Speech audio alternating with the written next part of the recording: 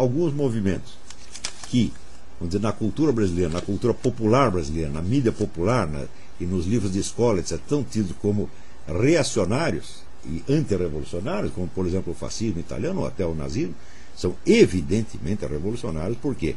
Porque vinham com a proposta de uma sociedade radicalmente nova que iria destruir todas as instituições existentes e construir tudo a partir do zero.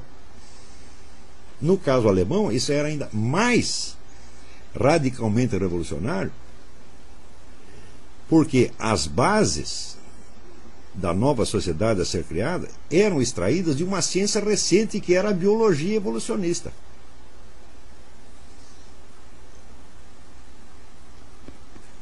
Então, fala para mim, pega esse livro vermelho que está embaixo dessa pilha.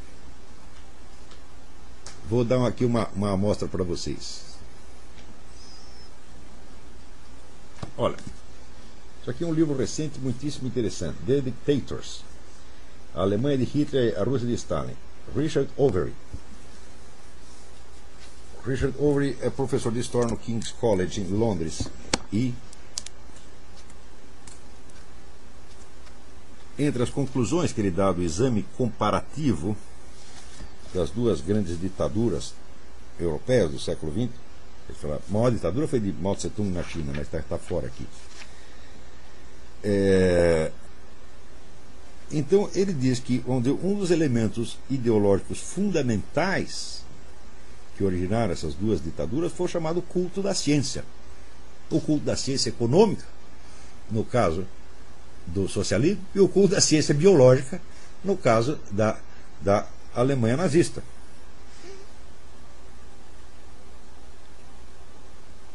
Então, as raízes científicas da ditadura alemã podem ser encontradas nas ciências biológicas.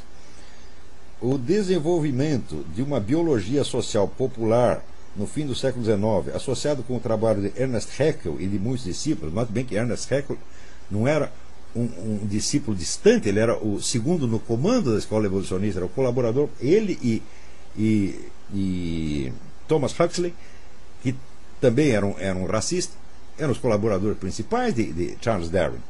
E o princípio racista e o princípio da destruição das raças inferiores está afirmado claramente pelo próprio Charles Darwin.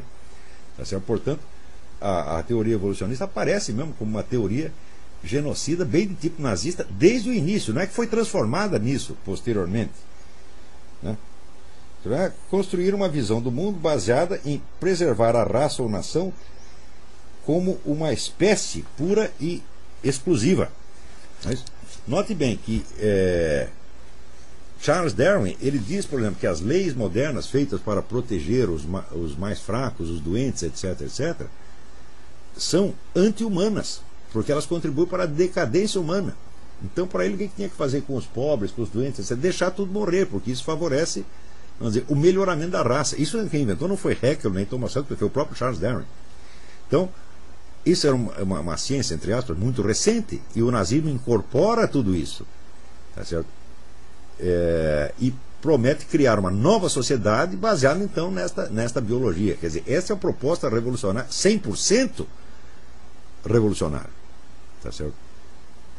Note bem que ainda, vamos dizer, a afinidade, o parentesco entre o nazismo e o socialismo não vem só disso, vem também, vamos dizer, na área econômica, mais dois fatores. Na área econômica, o nazismo era evidentemente um socialismo, proclamado como tal durante toda a década de 30, quer dizer, é um processo de estatização da economia. Apenas os nazistas e fascistas, que eram um pouco mais espertos em economia do que os comunistas, já tinham percebido algo que o próprio Karl Marx sabia que os comunistas pareciam ter ignorado, que é que a estatização completa dos meios de produção é impossível, que você tem que resguardar uma área de economia privada, senão a coisa não funciona. Eles sabiam disso.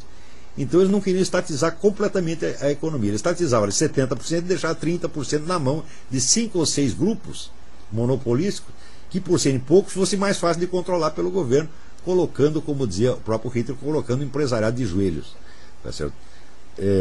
E o segundo ponto de afinidade é o seguinte, é que a Alemanha só se tornou uma potência militar capaz de ajudar o mundo porque a Rússia ajudou nisso secretamente desde 1922. tá certo? Isso aí é uma coisa bastante comprovada no livro da historiadora Tatiana Bushuyeva, que chama The Red Army and the Wehrmacht, quer dizer, o Exército Vermelho e a Wehrmacht, que é o exército alemão.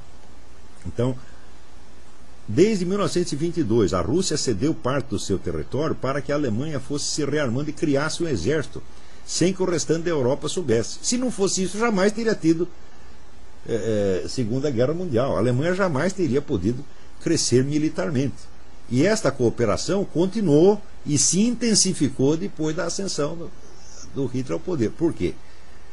Porque Stalin, que não era besta, ao contrário de tantos comunistas, ele sabia que o nazismo era um movimento revolucionário.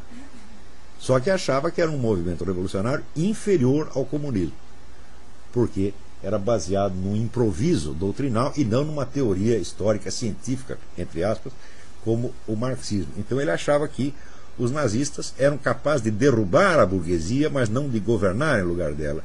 Então a ideia dele, literalmente foi a expressão dele: nós vamos usar o nazismo como navio quebra-gelo da revolução. Eles vão na frente, destroem tudo e eles ganham e nós levamos.